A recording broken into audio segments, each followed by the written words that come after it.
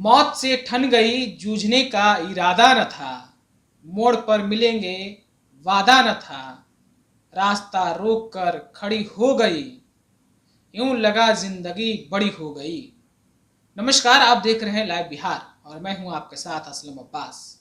ये पंक्तियां अटल बिहारी वाजपेयी की है और मैं ये पंक्तियां इसलिए आपको सुनाया कि अटल बिहारी वाजपेयी की 5वीं पुण्यतिथि है। दिल्ली में सदैव अटल समाधि स्थल पर प्रधानमंत्री नरेंद्र मोदी के साथ साथ कई नेताओं ने उन्हें श्रद्धांजलि दी है, लेकिन सबसे बड़ा जो सवाल है वो है मुख्यमंत्री नीतीश कुमार का। मुख्यमंत्री नीतीश कुमार, बिहार के मुख्यमंत्री नीतीश कुमार, उन्होंने भी अटल बिहारी वाजपेयी को श्रद्धांजलि दी है। और श्रद्धांजलि की मैं चर्चा इसलिए मैं कर रहा हूँ कि 5 सालों के बाद 2018 में 16 अगस्त 2018 को अटल बिहारी वाजपेयी इस दुनिया से अपने शरीर को छोड़कर चले गए, लेकिन उनकी यादें, उनकी राजनीतिक कैरियर, देश और समाज के लिए किए गए काम आज भी लोगों के कानों तक जरूर रेंग रहा है।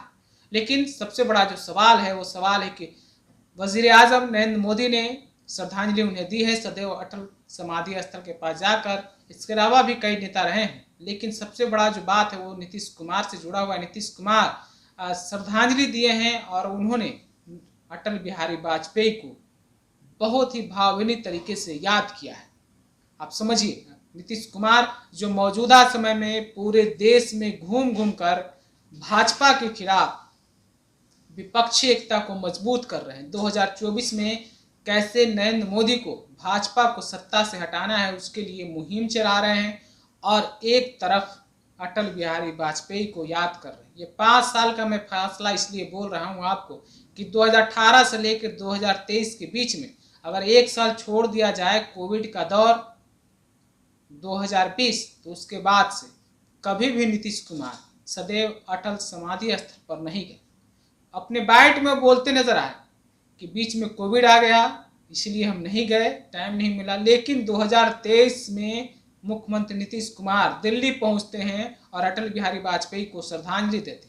इसके पीछे क्या मंशा है? जिस तरीके से वो अटल बिहारी वाजपेयी के बारे में बोल रहे हैं, लगातार बोल रहे हैं कि अटल बिहारी और आडवाणी के दौर वाला भाजपा और नरेंद्र मोदी के दौर वाला भाजपा बहुत अंतर है। क्या सचमुच में नीतीश कुमार भाजपा को दो खेमे के रूप में देख रहे हैं? क्या उससे संतुष्ट लोग जो नाराज हैं भाजपा से, उनको अपने पाले में यानी विपक्षी एकता के मुहिम के साथ जोड़ने की कोशिश कर रहे हैं? जिस तरीके से नीतीश कुमार लगातार अटल बिहारी वाजपेयी के बारे में बोल रहे हैं कि अटल बिहारी वाजपेयी बहुत सम्मान देते थे, बहुत इज्जत देते थे, बहुत उन्होंने काम किया है, बहुत उनका मान और सम्मान देते थे, लेकिन नरेंद्र मोदी के दौर में शायद ऐसा नहीं है। नीतीश कुमार के बातों से ऐसा लग रहा है। तो इन तमाम बातों से समझिए आप कि शायद नीतीश कुमार भाजपा के कोई नाराज धड़े को अपने साथ जोड़ना चाहते हैं। हालांकि भाजपा का कोई नेता, कोई पार्टी के चेहरा विपक्षी गठबंधन के साथ आए, ऐसा दूर दूर तक कोई संभावना नहीं। लेकिन महागठबंधन के साथ साथ जो पूरे देश में कांग्रेस के साथ विपक्षी एकता की बात हो रही है, तो शायद विपक्षी एकता में पार्टियों की संख्या को बढ़ाया जा सके और एनडीए के खिलाफ एक मजबूत विकल्प के तौर पर पेश किया जाए। तो इन तमाम कोशिश के बाद अगर करें तो शुरुआत इसलिए आप समझ सकते हैं कि जिस तरीके से एनडीए में नीतीश कुमार रहकर और पूरे देश में जिस तरीके से अटल बिहारी की कैबिनेट में काम कर रहे थे, उसके बाद वो बिहार की राजनीति के सिरमौर बने। सिरमौर की बात मैं इसलिए कर रहा हूँ कि 1990 के बाद से, 90 से लेकर 2005 के बीच में लालू परिवार ही सत्ता में रही, बिहार की सत्ता में, लेकिन अटल बिहारी वाजपेयी ने नीतीश कुमार को बिहार में प्रमोट करने की भरसक कोशिश की है। बात मैं इसलिए भरसक कोशिश की कर रहा हूँ कि 3 मार्च 2000 को ईस्वी को अटल बिहारी के कहने पर ही नीतीश कुमार ने बिहार में मुख्यमंत्री की शपथ ली थी। हालांकि जो शपथ के बाद, जो समर्थन के बाद था, विश्वास मत की बात थी, वो हासिल नहीं कर पाए नीतीश कुमार और 10 मार्च को इस्तीफा दे दिया। लेकिन अटल बिहारी वाजपेयी यहीं रुके नहीं, वो फिर से नीतीश कुमार को केंद्र में शामिल कर लिए और नीतीश कुमार मंत्री बनाए गए। मंत्री रहे, कृषि मंत्री रहे, रेल मंत्री रहे और लगातार वो अटल बिहारी की सरकार में काम करते रहे। शायद इस बात को नीतीश कुमार बार बार बोलते हैं, याद करते हैं, लेकिन दौर बदला। 2005 में चुनाव हुए और नीतीश कुमार की शपथ ग्रहण हो गई, बिहार की गद्दी मिल गई। और उसी वक्त अटल अडवाणी का दौर, और अटल अडवाणी खुद अटल बिहारी वाजपेयी, लाल कृष्ण अडवाणी पटना के ऐतिहासिक गांधी मैदान में मुख्यमंत्री का शपथ ग्रहण हुआ था और उसमें मौजूद थे। समझिए, जो नीतीश कुमार लगातार कह रहे हैं कि मानने की बात, तो तारीफ कर रहे हैं भाजपा की या अटल बिहारी वाजपेयी की, इस बात से आप समझिए कि नीतीश कुमार को कितना मदद अटल बिहारी ने, अडवाणी ने, यानी भाजपा के लोगों ने किया है।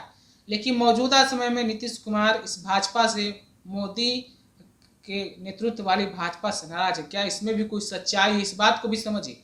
तो अगर इस बात से अगर आपको लगता है कि कुछ सच्चाई है, सचमुच में नीतीश कुमार को अटल बिहारी वाजपेयी बहुत मान देते थे, बहुत सम्मान देते थे, तो आप दौर कीजिए, को याद कीजिए। जब 2013 में, 2014 लोकसभा चुनाव से पहले 2013 में जब नरेंद्र मोदी को भाजपा संसदीय बोर्ड का चेयरमैन बना गया, तो नीतीश कुमार आनन फानन में अपने 17 साल के राजनीतिक संबंध भाजपा से जो थे उसको दूर कर लिए थे और अलग हो गए थे। अलग हो गए, पार्टी में बहुत नाराजगी हुई और अलग हो जाने के बाद नीतीश कुमार 2014 के चुनावी मैदान में अकेले चले गए। और हश्र क्या हुआ, अकेले तो चले गए, भाजपा के से अलग हो गए, नरेंद्र मोदी के खिलाफ में बोलने लगे, कितना कुछ कहने लगे। और उसके बाद चुनाव हुआ, परिणाम भी आए। परिणाम में मुख्यमंत्री नीतीश कुमार की पार्टी महज 2 सीटों पर सिमट गई। अभी तक नीतीश कुमार का भाजपा प्रेम जो है नरेंद्र मोदी के नाम पर नफरत में बना हुआ था। फिर 2015 विधानसभा का चुनाव हुआ और महागठबंधन के नाम से लोग एक मंच पे आ गए। लालू हो, नीतीश कुमार, कांग्रेस, सभी लोग एक मंच पर आए और चुनाव लड़े। बिहार की जनता ने बम्पर जीत भी दी और नीतीश कुमार फिर से एक बार मुख्यमंत्री बन गए। अभी तक नीतीश कुमार नाराज हैं भाजपा से, नरेंद्र मोदी से, लेकिन 2017 आते आते मुख्यमंत्री नीतीश कुमार को अचानक फिर से भाजपा का प्रेम जाग उठा।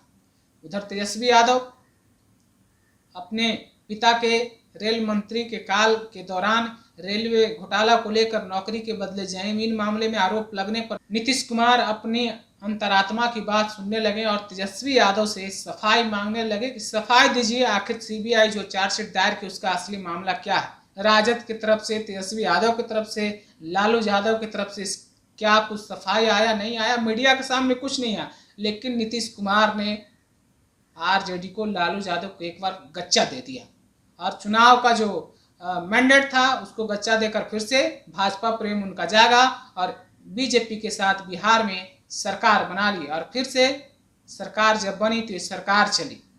2019 का दौर आया। 2019 में अब सोचिए, 2017 से लेकर 2019 तक मुख्यमंत्री नीतीश कुमार जिस नरेंद्र मोदी के नाम पर भाजपा से 17 साल का पुराना राजनीतिक गठबंधन को तोड़ दिया था, उनके साथ चुनावी मैदान में गए।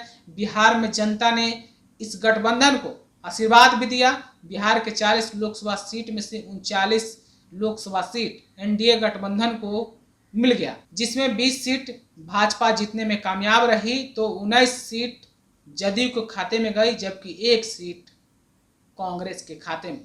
समझिए जनता ने कितना मैंडेट दिया।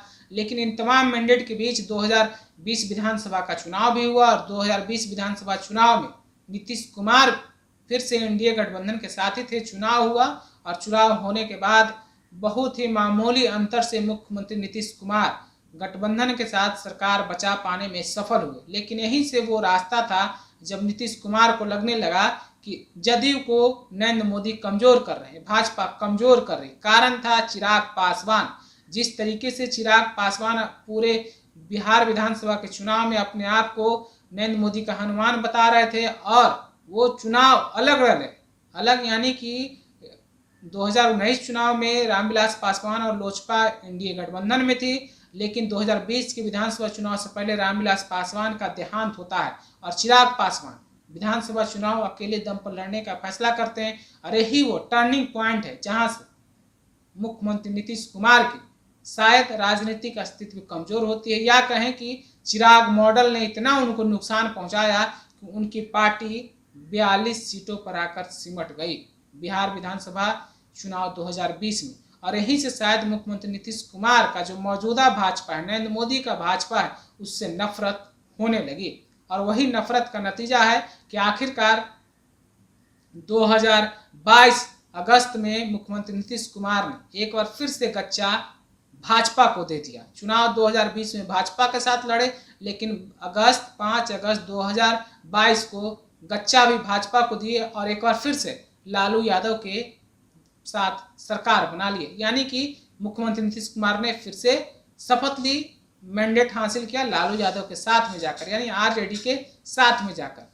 लेकिन इन तमाम बातों के बीच में जिस तरीके से दूसरी बार जब लालू यादव के साथ में गए, सरकार बनाए, उसके बाद से वो जिस तरीके से भाजपा पर आक्रामक है, जिस तरीके से नरेंद्र मोदी पर आक्रामक है, उससे आप समझिए कि लगातार वो बोलते रहे हैं कि इन लोगों का विश्वास, इन लोगों का जो करनी है बहुत अलग है। यानी कि अटल बिहारी की वाजपेयी की दौर का जो बात करते हैं, उस समय विकास की बात होती थी, समाज में जोड़ने की बात होती थी, ऐसा मुख्यमंत्री नीतीश कुमार की तरफ से कहा जाता, लगातार कहा जा रहा। जबकि मौजूदा नरेंद्र मोदी की भाजपा में हिंदू मुस्लिम की बात हो रही, लोगों को तोड़ा जा रहा है, ऐसा मुख्यमंत्री नीतीश कुमार के द्वारा बार बार कहा जा रहा है और कहा जाता भी है। लेकिन मुख्यमंत्री नीतीश कुमार इन तमाम बातों से साथ अपने आप को आहत होते हैं और कहते हैं कि अब देश में पहले जैसा दौर, यानी कि भाजपा पहले की तरह नहीं रही। लगातार वो बोलते हैं सर्दी अटल बिहारी की बात, तो क्या करते हैं, वो तो हमको बहुत मानते थे, कितना सम्मान देते थे, कितना काम करते थे, लेकिन अब वैसा बात नहीं है। दिल्ली वाले नाम लेते हैं, आप खुद समझिए। लेकिन अब बार बार ये जो पुण्यतिथि की बात हो रही है, हम 5वीं पुण्यतिथि पर नीतीश कुमार जिस तरीके से श्रद्धांजलि दिए हैं, उसका मकसद ही यही है इन तमाम बातों से कि कहीं न कहीं नीतीश कुमार विपक्षी एकता की जो मुहिम चला रहे हैं, उसमें कहीं न कहीं भाजपा से नाराज लोगों को जोड़ने की कोशिश कर रहे हैं, ताकि जो है मोदी को सत्ता से हटाया जाए। इन तमाम घटनाओं से ऐसा लग रहा है, ऐसा कहा जाता है। नहीं तो मुख्यमंत्री जिस तरीके से अटल बिहारी वाजपेयी के बारे में तारीफ कर रहे हैं, प्रशंसा कर रहे हैं, उनकी बातों को याद कर रहे हैं, राज बताते हैं कि कैसे उन्होंने मुख्यमंत्री मुझे बनाया, कैसे सरकार चलाया, तो इन तमाम बातों से तो इतना ही लगता है। लेकिन मौजूदा बीजेपी के नेता की तरफ से साफ साफ कहा जाता है कि भाजपा के जो भी ये नीतीश कुमार भाजपा के लिए, अटल बिहारी के लिए सम्मान की बात करते हैं, ये सब झूठी है, घड़ियाली आंसू है। अगर सचमुच में वो अटल बिहारी आडवाणी की सम्मान करते तो फिर भाजपा, जो मौजूदा भाजपा है, नरेंद्र मोदी के बारे में इस तरह की बात नहीं करते। तो अटल बिहारी की पुण्यतिथि के बहाने क्या नीतीश कुमार सचमुच में भाजपा के साथ एक इमोशनल लगाव के लगाना चाहते हैं, इमोशनल बात करना चाहते हैं, या फिर उस इमोशनल राजनीतिक आधार के बाद अपनी विपक्षी एकता को मजबूत करना चाहते हैं? जिस तरीके से दिल्ली में नीतीश कुमार मौजूद हैं और विपक्षी एकता जो इंडिया नाम की गठबंधन, उसकी तीसरी बैठक मुंबई में इसी अगस्त में होनी है। क्या दिल्ली में घूम घूम कर नीतीश कुमार क्या विपक्षी एकता को मजबूत करने के लिए और नए दलों को साथ में लाएंगे, जोड़ेंगे? इन तमाम सवाल है। इस बयान से आप समझ सकते हैं जिस तरीके से नीतीश कुमार ने सदैव अटल समाधि स्थल पर जाकर श्रद्धांजलि दी है, उसके बाद उन्होंने जो बातें कही उससे इतना तो स्पष्ट जरूर होता है। आप अपनी राय क्या रखते हैं? क्या सचमुच में नीतीश कुमार अटल बिहारी के प्रेम को, सम्मान को अभी भी नहीं भूल पाए हैं, या एनडीए में जो मौजूदा घटक दल हैं उनको महागठबंधन यानी विपक्षी एकता के साथ जोड़ना चाहते हैं अटल बिहारी के बहाने? अटल बिहारी को एक तरफ से नायक बताते हैं और दूसरी तरफ से नरेंद्र मोदी को खलनायक साबित करना चाहते हैं। आप अपनी राय कमेंट करके हमें ज़रूर बताइएगा। तब तक के लिए आप बने रहिए लाइव बिहार के साथ। आपका बहुत बहुत शुक्रिया। लाइव बिहार यूट्यूब पर सब्सक्राइब और फेसबुक पर लाइक जरूर करें।